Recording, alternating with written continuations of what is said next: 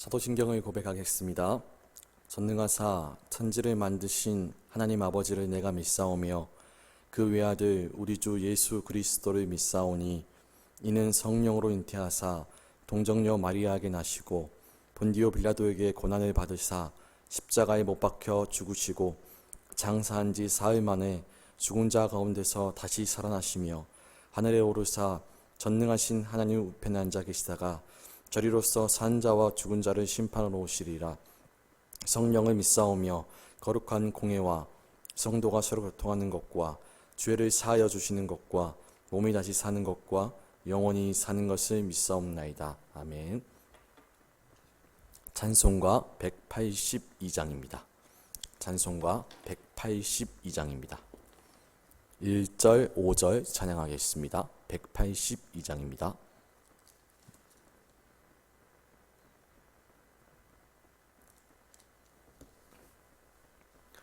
강물같이 흐르는 기쁨 성령 강림함이라. 정결한 맘 영원하도록 주의 거처 되겠네. 주님 주시는 참된 평화가 내 맘속에 넘치네. 주의 말씀에 거센 풍랑도 잠잠하게 되도다. 놀라우신 주의 은혜로 그의 얼굴 뵙겠네. 평화로운 안식처에서 영원토록 쉬겠네. 주님 주시는 참된 평화가 내 맘속에 넘치네. 주의 말씀에 거센 풍랑도 잠잠하게 되도다. 성경 말씀은 요한복음 14장 16절부터 27절까지입니다. 요한복음 14장 16절부터 27절까지입니다. 다 같이 읽겠습니다. 내가 아버지께 구하겠으니 그가 또 다른 보혜사를 너희에게 주사 영원토록 너희와 함께 있게 하리니 그는 진리의 영이라. 세상은 능히 그를 받지 못하나니 이는 그를 보지도 못하고 알지도 못함이라. 그러나 너희는 그를 아나니 그는 너희와 함께 거하심이요 또 너희 속에 계시겠습니다. 내가 너희를 고와 같이 버려두지 아니하고 너희에게로 오리라. 조금 있으면 세상은 다시 나를 보지 못할 것이로되 너희는 나를 보리니 이는 내가 살아있고 너희도 살아있겠습니다. 그 날에는 내가 아버지 안에 너희가 내 안에 내가 너희 안에 있는 것을 너희가 알리라. 나의 계명을 지키는 자라야 나를 사랑하는 자니 나를 사랑하는 자는 내 아버지께 사랑을 받을 것이요 나도 그를 사랑하여 그에게 나를 나타내리라. 가룟이 아닌 유다가 이르되 주여 어찌하여 자기를 우리에게 나타내시고 세상에는 아니하려 하시나이까. 예수께서 대답하여 이르시되 사람이 나를 사랑하면 내 말을 지키리니 내 아버지께서 그를 사랑하실 것이요 우리가 그에게 가서 거처를 그와 함께하리라. 나를 사랑하지 아니하는 자는 내 말을 지키지 아니하나니 너희가 듣는 말은 내 말이 아니요 나를 보내신 아버지의 말씀이니라. 내가 아직 너희와 함께 있어서 이 말을 너희에게 하였거니와 보혜사 곧 아버지께서 내 이름으로 보내실 성령 그가 너희에게 모든 것을 가르치고 내가 너희에게 말한 모든 것을 생각나게 하리라. 평안을 너희에게 끼치노니 곧 나의 평안을 너희에게 주노라. 내가 너희에게 주는 것은 세상이 주는 것과 같지 아니하니라. 너희는 마음에 근심하지도 말고 두려워하지도 말라. 아멘. 15절에 이어 예수님의 말씀이 이어집니다. 16절이죠. 내가 아버지께 구하겠으니 그가 또 다른 보혜사를 너희에게 주사 영원토록 너희와 함께 있게 하리니. 여기서 보혜사는 헬라어로 파라클레토스입니다. 즉 곁에라는 파라와 부름받은 이라는 뜻의 클레토스의 합성어인데 헬라어에서는 대개 조력자, 변호사, 위로자, 중보자 그리고 상담자의 의미로 사용됩니다. 여러분 그렇다면 이 보혜사의 정체는 누구일까요? 우리가 오늘 함께 본문을 읽었던 것처럼 26절에 보시면 그 답을 발견할 수가 있습니다. 26절이죠. 보혜사 곧 아버지께서 내 이름으로 보내실 성령, 바로 성령 하나님을 뜻합니다. 그런데 오늘 우리가 예수님의 말씀에 눈여겨볼 것이 있습니다. 예수님께서는 오늘 16절에 또 다른 보혜사라고 말씀하셨습니다. 오늘 본문에 처음 등장하는 보혜사, 곧 파라클레토스는 신약에서 5번을 우리가 발견할 수 있습니다. 그런데 모두 사도 요한의 글에서만 발견이 됩니다. 먼저는 요한일서 2장 1절을 보면 하나님 보좌 우편에 계신 중보자 예수님을 지칭합니다. 그리고 나머지 4번은 요한복음, 곧 보혜사 성령님의 의미로 사용되는 것입니다. 즉 예수님께서는 또 다른 보혜사라고 말씀하시므로 자신이 이 땅에 있을 동안에 보혜사로 계셨음을 말씀하시는 것입니다. 여러분, 예수님께서는 이 땅에 계실 때에 제자들에게 상세하게 하나님의 말씀에 대해, 하나님의 나라에 대해 가르쳐 주셨습니다. 그들의 고난과 어려움에 대해 위로하셨고 그들의 세밀한 부분까지 도와주셨습니다. 때로는 제자들의 편에 서서 제자들을 변호해 주시기도 하셨습니다. 그리고 이제 이 땅에 보혜사로 계셨던 예수님께서 아버지께 이제 영원토록 제자들과 함께 계실 다른 보혜사를 주시기를 구하시겠다고 말씀하십니다.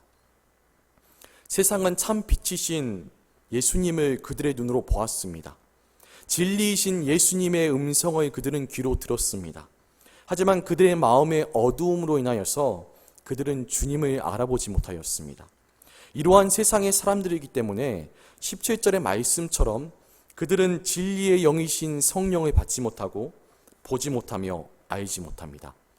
그러나 예수님께서는 제자들은 성령을 알 것이며 보혜사 성령님은 제자들과 함께 하실 것이며 그들 속에 계실 것이라고 말씀하십니다. 예수님께서는 그들을 고와 같이, 여기서 고와 같이라는 표현은 제자들이 이제 예수님께서 제자들을 떠나신다고 하니까 영적으로 참으로 어떻게 보면 걱정하고 혼란스러워하는 그들의 상태를 말하는 것입니다. 이러한 제자들의 상태 가운데 그들을 고와 같이 버려두지 아니하고 제자들에게로 오시겠다고 약속하시는 것입니다. 특별히 19절에 조금 있으면 세상은 다시 나를 보지 못할 것이로되 너희는 나를 보리니, 여기서 사용된 보지 못한다의 표현은 17절에 세상이 진리의 영을 보지 못한다와 동일합니다. 예수님께서는 이 땅에 육신의 몸을 입고 오셨습니다.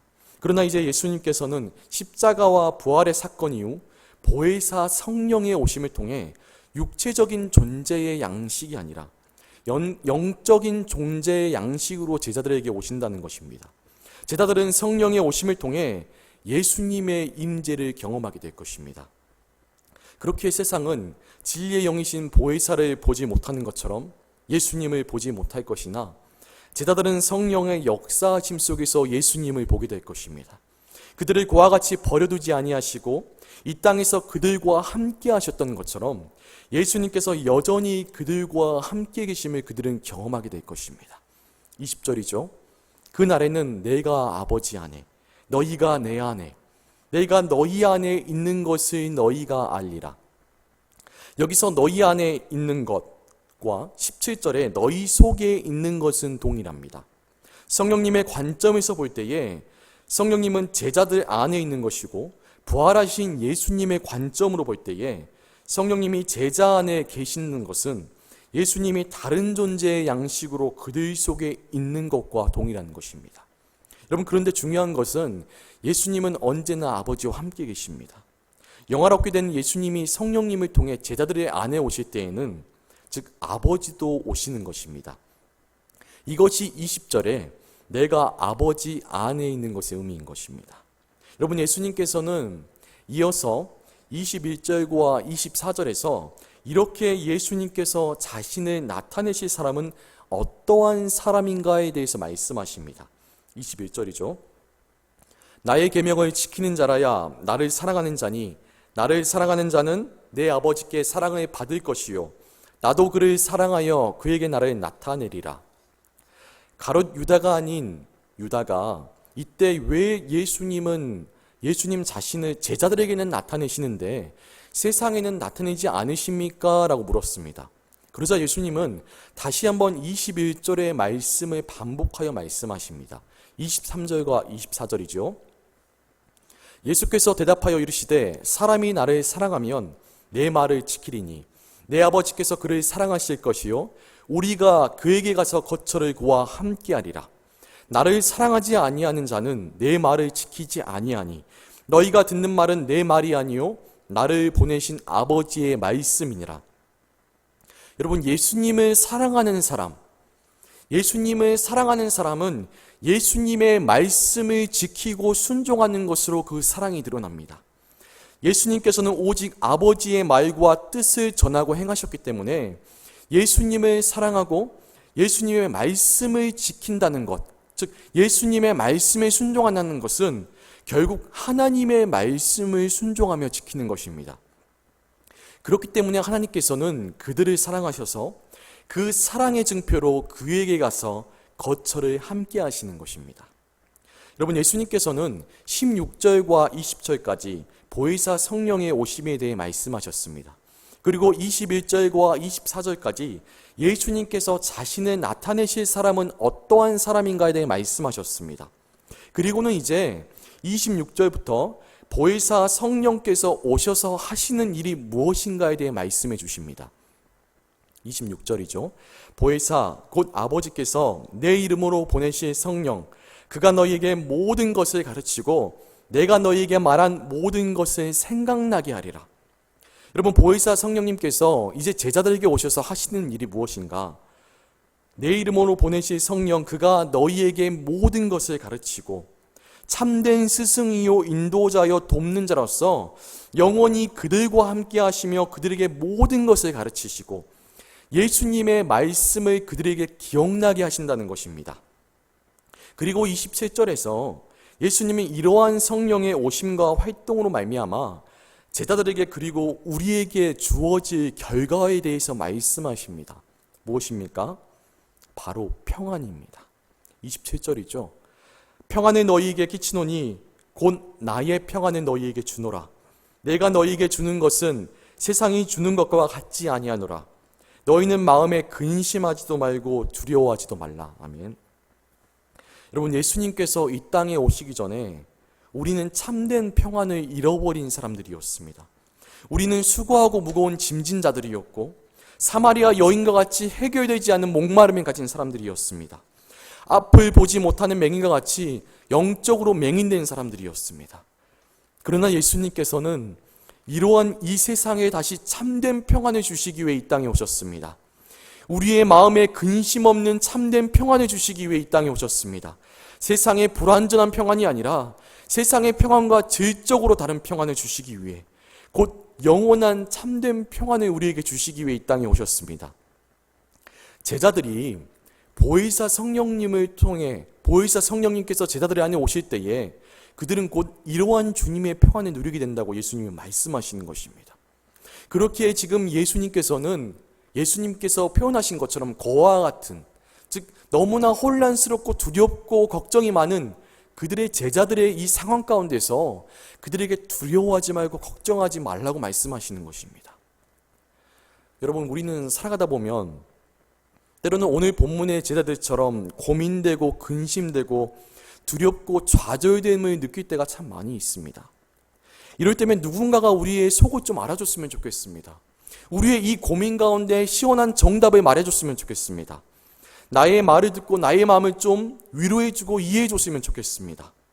그런데 우리 주변의 사람들은 어떠합니까? 우리의 이러한 마음을 참 몰라주죠. 잠깐만, 내가 지금 바빠서 다음에 이야기하자. 힘들죠? 근데 나도 참 힘들어요. 글쎄, 나는 당신의 말에 좀 공감이 되지 않아요. 왜냐하면 당신의 생각과 나의 생각은 다르기 때문이에요. 이러한 이유들로 번번이 우리를 참 실망시키곤 합니다. 그런데 여러분, 오늘 본문 가운데 우리가 발견한 예수님은 어떠합니까? 예수님께서 이 땅에 오신 것은 우리에게 평안을 주시고 우리의 괴로운 마음을 평온케 하시며 우리의 두려워하는 영혼을 달래시기 위함입니다. 그는 우리를 고와 같이 버려두지 아니하시고 또한 다른 보혜사 성령님을 우리 가운데 보내주시기를 아버지께 구하셨습니다. 보혜사 성령께서 영원히 우리와 함께 하시도록 살게 하셨습니다. 우리 안에 계신 보혜사 성령님께서는 제자들에게 그러하셨던 것처럼 우리에게 모든 것을 가르치십니다. 매 순간마다 예수님의 말씀을 기억나게 하십니다. 주님의 참된 평안을 우리 가운데 허락하십니다. 우리가 어느 곳에 가든지 성령님은 우리와 함께 하십니다. 여러분, 지금도 우리의 삶을 붙드시는 이 보혜사 성령님의 역사하심을 경험하고 있습니까? 우리가 고민과 두려움 속에서 주님께 부르짖을 때에 우리에게 담대함을 주시며 언제나 어느 곳에 있든지 우리와 함께 하시며 우리의 삶을 인도하시는 보혜사 성령님의 일하심을 여러분의 삶 가운데 지금 경험하고 계십니까? 우리의 주변의 상황이 거센 파도와처럼 요동칠 때에 세상의 평안과는 질적으로 다른 주님의 평안을 우리 가운데 허락하시는 이 성령님의 능력을 오늘 하루도 경험하고 여러분의 삶 가운데 경험하고 계십니까? 여러분, 시작된 오늘 하루 주님이 주시는 이 참된 평안과 우리의 삶을 붙드시는 보혜사 성령님의 일하심을 여러분의 삶 가운데 충만히 경험하시길 기도합니다. 세상이 줄 수 없는 질적인 그 평안을 우리 가운데 허락하시는 그 주님의 놀라운 평안을 우리 삶 가운데 허락하시는 그 보혜사 성령님의 능력, 그 일하심을 여러분의 삶 가운데 충만히 경험하게 되는 오늘 하루가 되기를 간절히 소망합니다. 다 같이 기도하겠습니다. 하나님 감사합니다. 우리의 삶을 홀로 두지 아니하시고 참 요동치고 예측할 수 없는 이 세상 가운데서도 여전히 우리의 삶을 붙드신 하나님 감사합니다. 하나님, 예수님의 말씀처럼 예수님께서는 우리를 그와 같이 버려두지 아니하시고 언제나 우리와 함께 계십니다. 성령님께서는 우리의 삶을 언제나 함께 계시고 주관하시며 영원히 우리의 삶 가운데 함께 계십니다. 하나님, 우리는 때로는 살아가다 보면 예수님의 제자들처럼 두렵고 근심되는 상황에 만날 때가 있습니다. 사람들은 나의 마음을 몰라주고 세상 가운데 나는 같이 살아가고 있으나 혼자라고 느껴질 때가 있습니다. 하나님, 그러할 때마다 언제나 우리와 함께 계시며 우리의 힘이 되시고 우리의 돕는 자가 되시고 우리의 조언자가 되시면 하나님, 그 보혜사 성령님의 일하심을 능력을 경험하는 우리의 삶이 될 수 있도록 도와주시옵소서. 우리를 버려두지 아니하시고 언제나 불꽃 같은 눈동자로 지켜보시는 주님, 주님의 그 놀라운 평안을 또한 우리 가운데 허락하시는 그 성령님의 그 능력, 하나님, 우리가 삶 가운데서 이것을 경험하며 우리의 힘이 아니라 주님이 주시는 성령의 놀라운 능력으로 하나님, 오늘 하루도 앞으로의 삶도 하나님 담대히 걸어나갈 수 있는 우리의 삶이 될 수 있도록 주님 인도하여 주시옵소서. 예수님의 이름으로 기도합니다. 아멘. 주기도문으로 예배 마치도록 하겠습니다. 하늘에 계신 우리 아버지여, 이름이 거룩히 여김을 받으시오며 나라가 임하시오며 뜻이 하늘에서 이루어진 것 같이 땅에서도 이루어지이다. 오늘 우리에게 일용할 양식을 주시옵고 우리가 우리에게 죄 지은 자를 사하여 준 것 같이 우리 죄를 사하여 주시옵고 우리를 시험에 들게 하지 마시옵고 다만 악에서 구하시옵소서. 나라와 권세와 영광이 아버지께 영원히 있사옵나이다. 아멘.